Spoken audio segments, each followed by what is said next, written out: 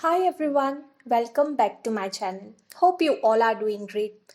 In today's video, we are going to prepare Bun Maska in a very simple way. So let's begin with the video.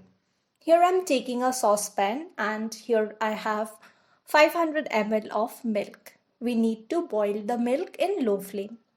When we boil the milk in low flame, it forms a thick malai and that's what we use in Bun Maska. So I'm boiling it in very low flame and here my milk is all boiled. I will switch off the flame and allow it to cool down. Once it cools down, this is how thick the malai is. I will keep it aside in this bowl. So I usually store it like this in my freezer for about a week, and at the end of the week I prepare some ghee with it.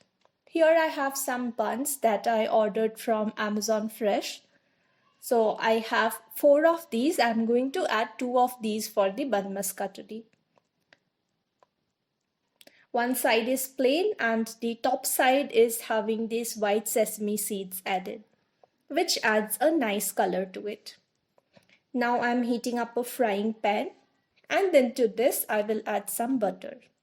Once the butter starts to melt, I will add the buns. We'll allow it to cook for about 3-4 minutes in low flame and then keep it aside in a plate. Now I will apply the malai in it. I will apply it in all 4 of these so that its taste can be enhanced. You can apply a thick or a thin layer of malai depending on your preference. Here I am adding some powdered jaggery. You can definitely replace it with sugar or any other sweetener that you prefer. So here is how the Bun Maska looks like. I'm serving this with tea for my morning breakfast. So that's all for today's video. I hope you liked this video. If you did, do make sure to like this video, leave a comment and subscribe to the channel. Until we meet next time, stay healthy and happy. Bye-bye.